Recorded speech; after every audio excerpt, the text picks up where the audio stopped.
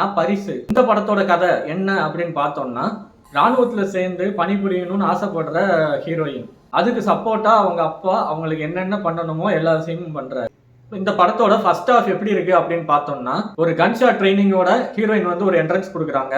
அது வந்து அவங்க ஒரு ஸ்பெஷல் ட்ரைனிங்கா எடுத்துக்கிறாங்க. அந்த ட்ரைனிங்கை சொல்லிக் கொடுக்கறது அவங்க அப்பா ஆடுகளம் நரேன் தான். சரி, இவங்க ஏதோ பண்றாங்க அப்படின்னு நினைச்சோம் அப்படின்னா, இல்ல, அவங்க வந்து ஒரு காலேஜ் ஸ்டூடெண்ட். காலேஜுக்கு படிக்க போறாங்க. அங்க ஒருத்தர் வந்து இவங்கள ஒன் சைடாவே லவ் பண்ணிக்கிட்டு இருக்காரு. ஒருவேளை அவர் தான் ஹீரோவா வந்துருவாரோன்னு நம்மலாம் பயப்படுவோம். அப்படிலாம் இல்ல. அதே மாதிரி அவர் ஹீரோ கிடையாது.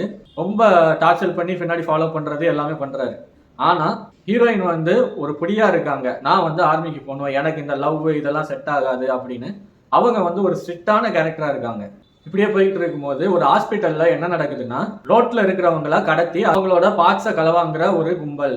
அந்த ஹாஸ்பிட்டல் ஒண்ணு இருக்கு. அந்த ஹாஸ்பிட்டல்ல நேர்மையா வேலை பார்க்கக்கூடிய ஒரு டாக்டர் அதை பார்த்துடுறாரு. பார்த்து வீடியோ எடுத்துடுறாரு. அவர் வீடியோ எடுத்துட்டு போற வழியில அவர் வந்து போலீஸ் ஸ்டேஷன் போய்கிட்டு இருக்காரு, அதனால அவர் ஏதாச்சும் பண்ணுங்க அப்படின்னு சொல்லி இன்ஃபார்ம் பண்ணிடுவாங்க. போற வழியில அவரை வந்து லாரியை வச்சு ஏற்றி கொண்டுருவாங்க. அதை பார்த்த ஹீரோயின் என்ன பண்ணுவாங்க, அங்க போய் ஆம்புலன்ஸுக்கு ஃபோன் பண்ணிட்டு அங்க கிடக்கிற ஒரு பென் டிரைவை எடுத்து வச்சுக்கிறாங்க. அதுக்கப்புறம் ஹீரோயின் வந்து போலீஸுக்கும் ஆம்புலன்ஸுக்கும் இன்ஃபார்ம் பண்ணிட்டு அவங்களோட வேலையை தொடர்ந்து போறாங்க. இப்படியே ஃபர்ஸ்ட் ஹாஃப் போயிட்டு இருக்கு. இப்போ செகண்ட் ஹாஃப்ல என்ன நடக்குதுன்னா, யார் அவங்க என்ன ஏதுன்னு கண்டுபிடிச்சிடுறாங்க. கண்டுபிடிச்சு ஹீரோயின் கண்டிப்பா சொல்லியே ஆகணும், அவங்க வந்து ஒரு ஆக்ஷன் கிங் அப்படிங்கிற மாதிரி இவங்க வந்து ஒரு ஆக்ஷன் குவீன் அப்படின்னே சொல்லலாம். அந்த அளவுக்கு ரொம்ப எஃபோர்ட் பண்ணி ரொம்ப கஷ்டப்பட்டு நடிச்சிருக்காங்க. ஆக்ஷன் சீன்ஸ்லாம் ரொம்ப நேச்சுரலாகவே பண்ணியிருக்காங்க. இந்த படத்தோட சண்டை காட்சிகளுக்காண்டி இவங்களுக்காண்டியும் இந்த படத்தை நம்ம கண்டிப்பா ஒரு தடவை பார்க்கலாம். இப்படியே போகும்போது அந்த லவ்வர்ஸ் என்ன ஆனாங்க அப்படின்னா, இன்னொருத்தர் வந்து உள்ள வராரு. ஒரு போட்டோகிராஃபியா வந்து அங்கங்க போட்டோ எடுக்கிறவரை இவங்க வந்து மீட் பண்றாங்க. அப்போ ஹீரோயின் வந்து விவசாயம் பண்றதை இவர் போட்டோ எடுக்கிறாரு. அது வந்து நியூஸ் பேப்பர்ல வந்துருது. அதுக்கு வந்து ஹீரோயின் அவங்க போட்டோகிராஃபர்கிட்ட தேங்க்ஸ் சொல்றாங்க. அப்படியே ரெண்டு பேத்துக்குள்ள ஒரு நட்பாகி அவங்க ரெண்டு பேரும் நிறைய இடத்துக்கு போறாங்க வர்றாங்க.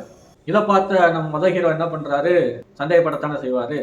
சந்தேகப்பட்டு அவங்க ரெண்டு பேத்துக்குள்ள சண்டை வருது. கிளைமேக்ஸ்ல ரெண்டு ஹீரோ ஒரு ஹீரோயின் ஃபைட் சீன் எல்லாமே முடியுது. முடிஞ்சதுக்கு அப்புறம் என்ன நடக்குதுன்னா, ஹீரோயின் வந்து அந்த ரெண்டாவதா வந்தவங்கள லவ் பண்றாங்களோ, இவங்க ரெண்டு பேரும் லவ் பண்றாங்க அப்படின்னு நினைச்சுக்கிட்டு இருப்போம். அதெல்லாம் இல்லை, நான் வந்து யாரையுமே லவ் பண்ணல, என்னோட குறிக்கோளை ஆர்மிக்கு போகணும் அப்படின்னு ஹீரோயின் வந்து ஒரு மாஸ் டயலாக் பேசிட்டு நடந்து போறாங்க.